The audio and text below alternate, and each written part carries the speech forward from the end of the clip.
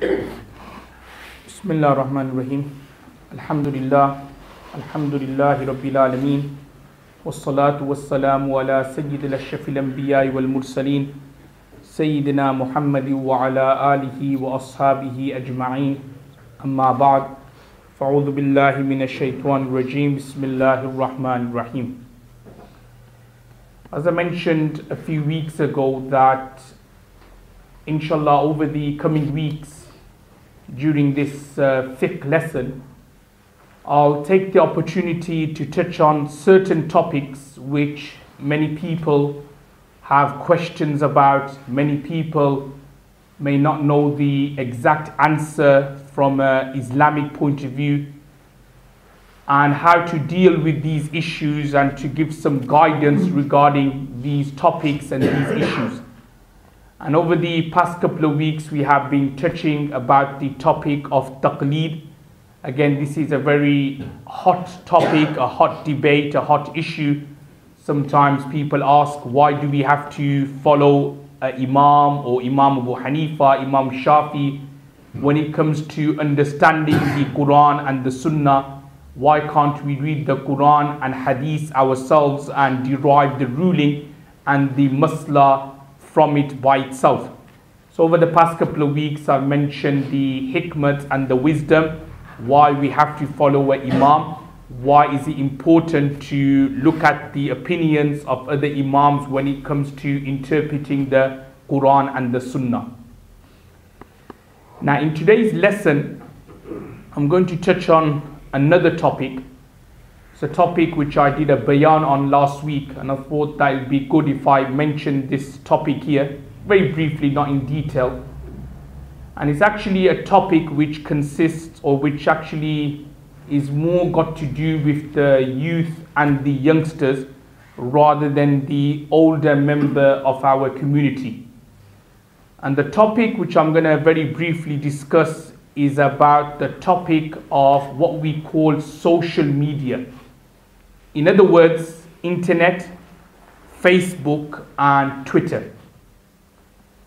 Now for the older members of the community, I think the younger members will know what Facebook is, what Twitter is, what internet is, but just for the older members of the community, for our older satis, Facebook or Twitter or social media, which is known as, it's where basically you are in contact with people all over the world.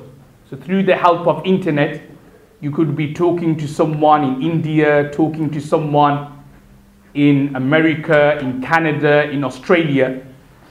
And what happens is that social media is used to actually have a chit chat, just to have a talk, have a conversation, explain your problems and your issues with that stranger who is in a totally different country and another place. And when you look at the basis of social media, 20, 30 years ago, when there was no internet and somebody had problems at home with his wife, with his children, what he would do if he was a non-Muslim, he will go to a pub, he will drink, and then he'll meet someone, a stranger, man, woman, and then he'll explain his problems, that ghar mein ye ho raha hai, this is happening at home, I got these problems with business, so on and so forth. And after having a couple of glasses of alcohol, at the end he'll feel a bit better, and then he'll go home. If he was a Muslim and he had some problems, he'll probably go to a coffee shop, a tea shop, have some chai, have some coffee, meet a stranger and then explain his problems. But obviously in a pub or in a coffee shop, after a while, 10 o'clock, 11 o'clock, 12 o'clock, the coffee shop, the pub, it closes. But obviously the internet is something which doesn't close, which doesn't end. So whether 11 o'clock, 12 o'clock, 1 o'clock, it doesn't matter. You could continue talking to someone on the other side of the world.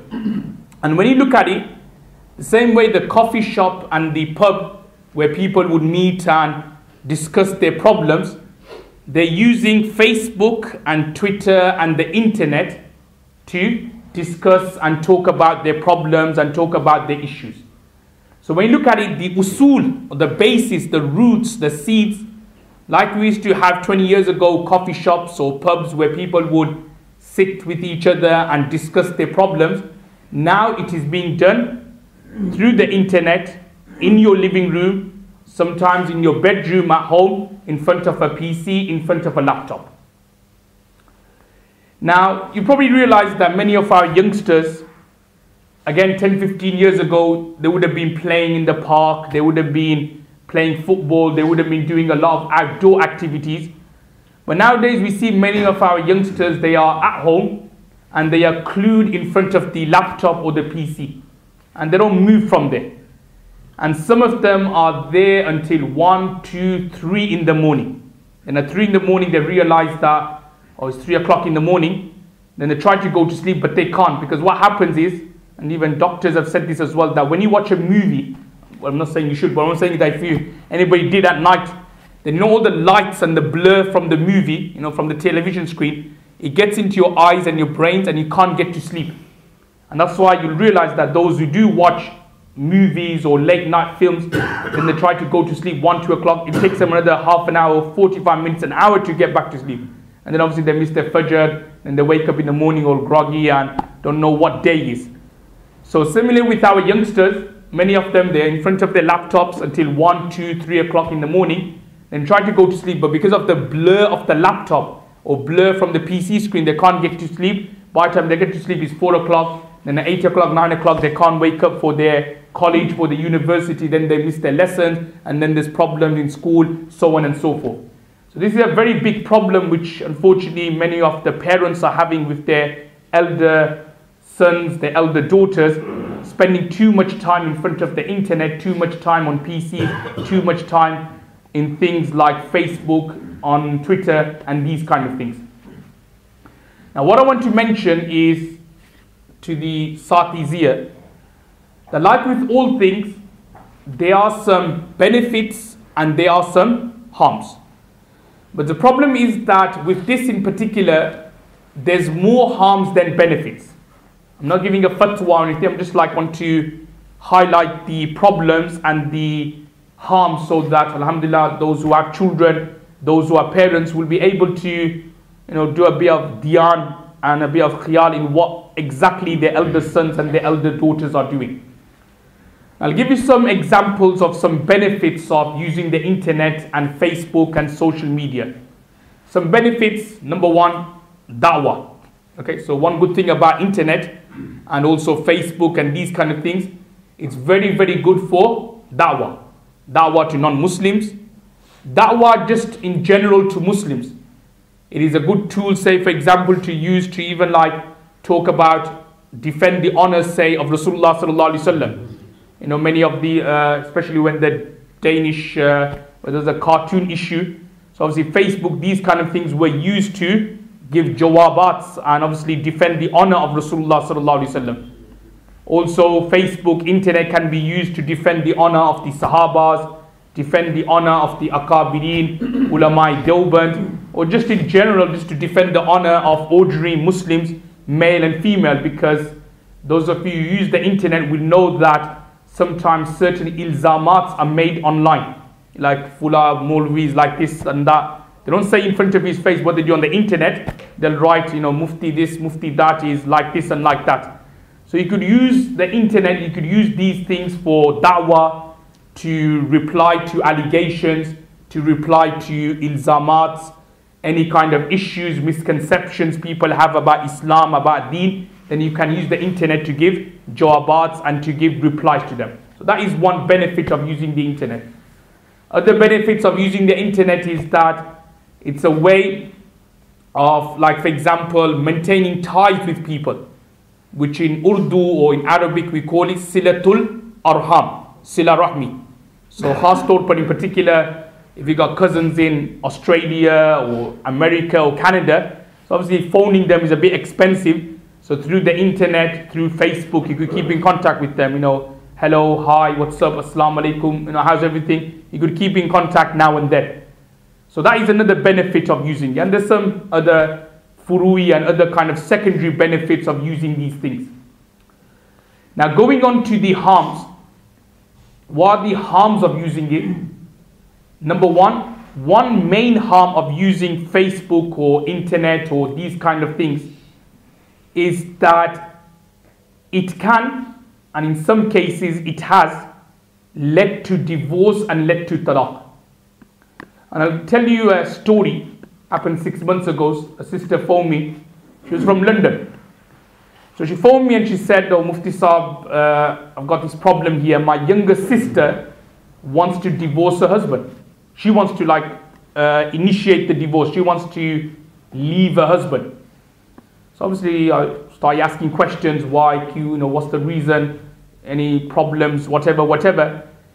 Then obviously she told me that her younger sister would go onto Facebook a lot. And on Facebook, because Facebook you get everyone's joined there. And there's a search engine there where you could actually locate your old friends. So on Facebook, she did a search one day on her, first love. Her first mahboob. In other words, in school she had a crush on someone, she liked someone. So she did a search, is that brother there, is that guy there? And then obviously she located the first, her first boyfriend, if that makes sense.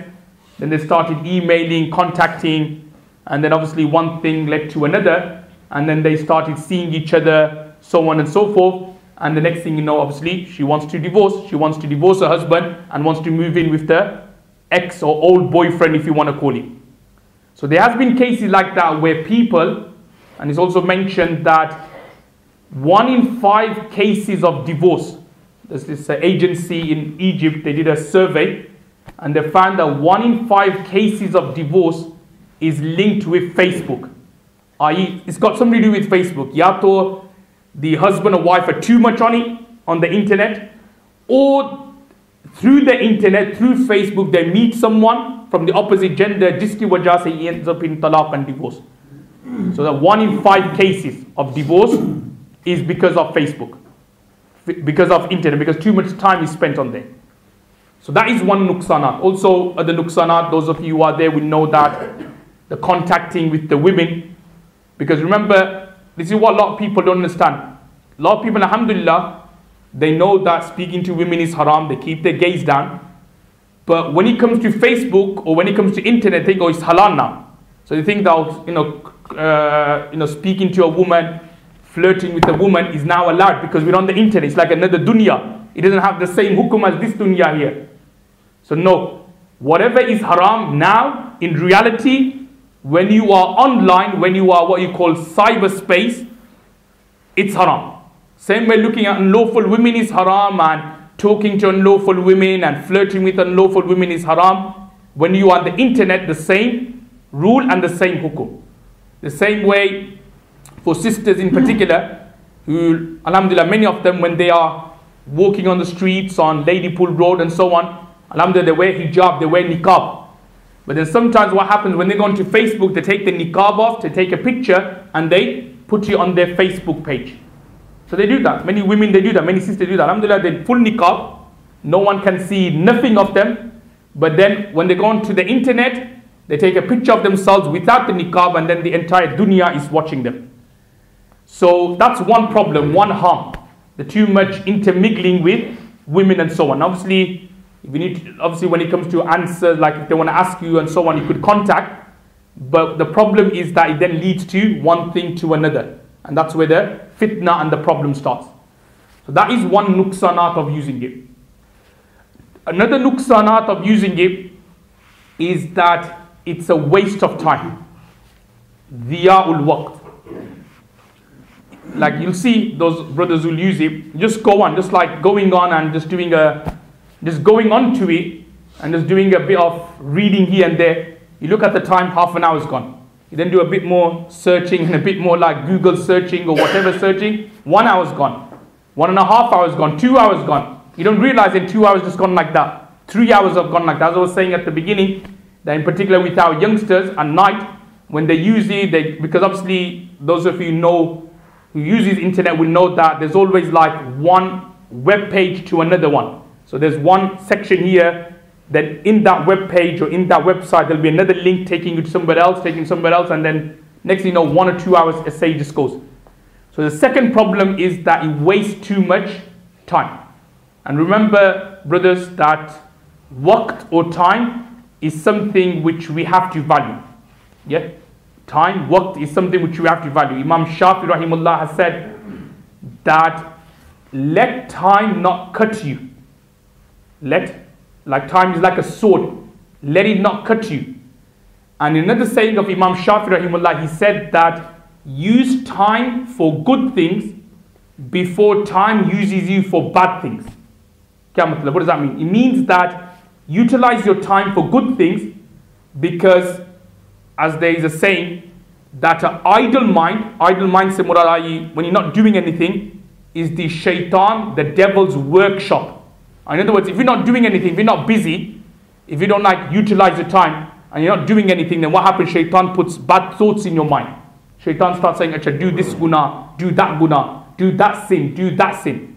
So certain sins which you didn't have the ability to do, because you got plenty of time, what do you want to do? Like Zohor till Asr, there's a lot of time. So you think, I might as well do this sin, I might as well go on the internet and do that sin, and that sin, and that sin. So that's the second problem of too much internet, too much Facebook, is what we call dhiya'ul waqt. There's other problems as well. Number 3 is that a lot of people, they use the internet and Facebook and these kind of things to boast about their sins and about their gunas. To boast about their sins and gunas. In particular, something called Twitter, where a lot of people, if they've done a sin, let's say for example, yesterday night they went, let's say the Sharif Admi, but yesterday for some reason he went to, a disco somewhere, he went to a party somewhere. So he'll write on his Twitter, oh, I went to a party, or guys, I went to a party today. So then the entire dunya knows that, oh, he's gone to a party. Everybody thought he was Sharif, and everybody thought that he was Nek and Swaleh and so on, coming to the masjid. But then on his Twitter page he writes, I've been partying all night yesterday. So that's what a lot of people do. They boast about their sins. There's a hadith, Rasulullah sallallahu alaihi wasallam has said that everyone from my ummah will be on afiyat.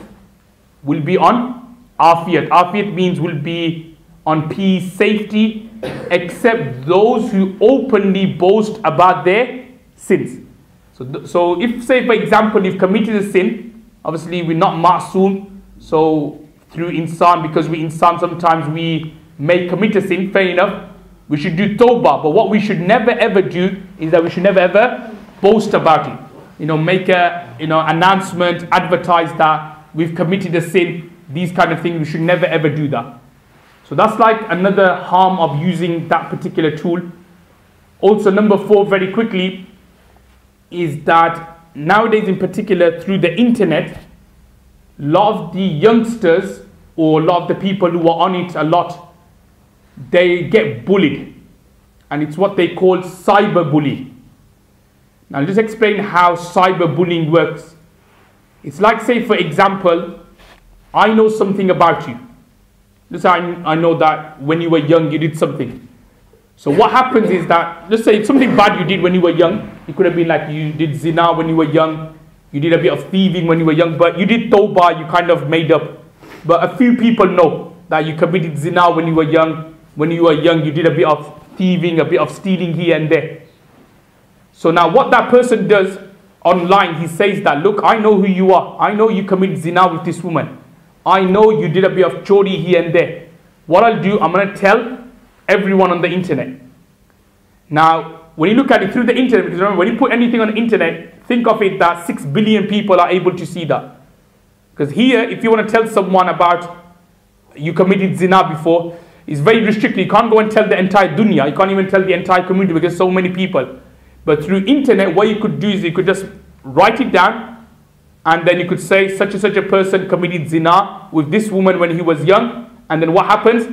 Entire dunya know about it. And this is what we call cyberbullying, like a threat in a way, but they call it cyberbullying. So these are, and there's so many other nuksanats we could go through. Obviously we don't have the time and the work to go over every single one of them. But obviously what we can derive, the khulasa, is that there are, alhamdulillah, some benefits of using it. You could use it for da'wah, you could use it to convey message about deen and about religion. But also at the same time, there's a lot of nuksanats regarding it, a lot of like harms in using it. And it's very important that, especially for the Satis who have elder sons, daughters in particular, that you should just keep an eye out in what they're doing. And they shouldn't be spending too much time. Fair enough, sometimes, just to, if you had a long day at work or long day in school, just, just to freshen your mind, you just go onto the internet instead of watching TV. Fair enough, they go onto the internet, do a bit of browsing, they look at a few videos on YouTube, misal ke taur par, fair enough, that's okay. But if they're on it all the time, 24/7, then you should actually, ask questions. It's your duty as parents to ask questions that, okay, why are you on it for 2-3 hours? Why are you on it until 2-3 o'clock in the morning? Why are you doing? Even if you are really busy and you got work and so on, but it doesn't mean that you have to be on the internet. Because sometimes some youngsters in particular, they say to their parents, oh, we got essays and we got coursework to do. And then they're on, internet 2-3 in the morning. Now, I've done coursework in school, I've done coursework at university. You don't have to be on the internet 2-3 in the morning doing coursework. Actually, you're not even allowed to look at the internet to do a coursework. When you do a coursework, you can't look at the internet and get ideas and write on your coursework. They call it something called plagiarism. And you get caught and you could get expelled from university for doing that.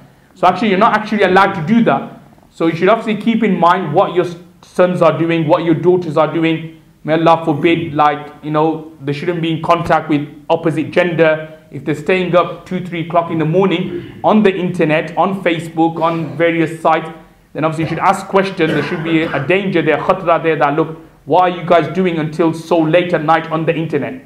And you should find that, you should ask questions.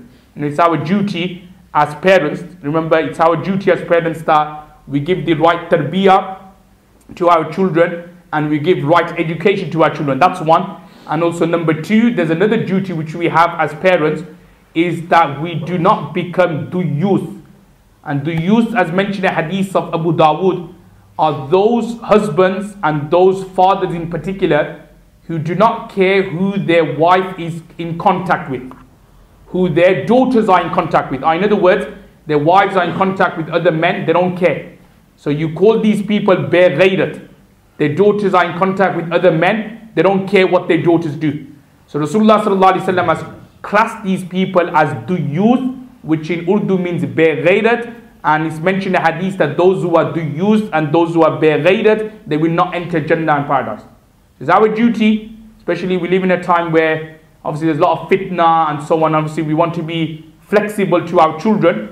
We should try to be as flexible to our children as possible, because we live in a time where certain things, if we are a bit too strict on our children, they go a bit wild afterwards.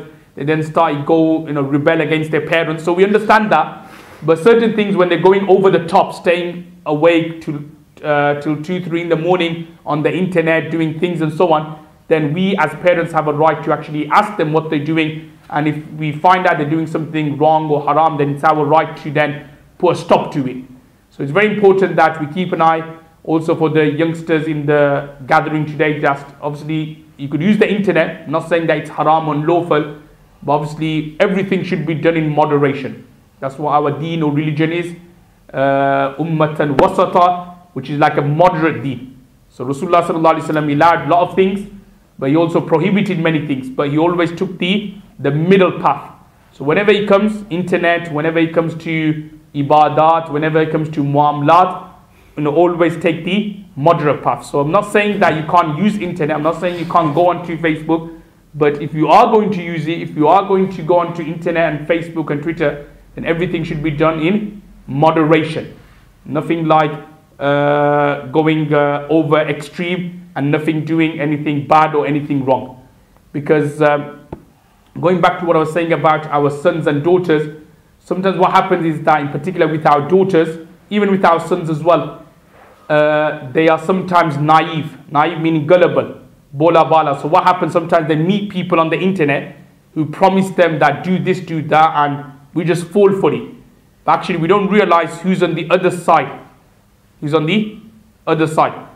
Sometimes what could happen is that we emailing someone, even though that person on the other side has said, I'm a mufti, but he could be some kind of disbeliever, some munafiq there, and he's giving you information about Islam where he's not actually qualified to do so. There's a story one of the ulamas mentioned that there was a man and a woman. They were like emailing each other on Facebook. So the woman, she was a young girl actually, but because you could hide your identity on Facebook, you could lie and say, I'm 25, I'm 30, I'm this, I'm that. So she kind of hid her identity. She was a young girl, but she made herself look like 25 and 30. And then she got in contact with a man. So this man was actually old, but he made himself look young. So they got in contact and so on. Anyway, after contact, many months of contact, the man and the woman, they agreed, okay, we'll meet each other. And the man said, because this was the first time they're going to see each other, the man said to the woman that I'll be like this, I'll be dressed in this clothes. And the woman said that I'll be dressed in these clothes. Now may Allah forbid, when they went and they met each other, do you know what happened? The man was the father of that girl. Man was the father. Man, i.e. the father, he's got a wife, he's on the Facebook, he's emailing young girls, and the girl was his daughter. May Allah forbid. So these kind of things, may Allah subhanahu wa ta'ala gives tawfiq to act upon. Wa akhiru da'wan alhamdulillah rabbil alamin.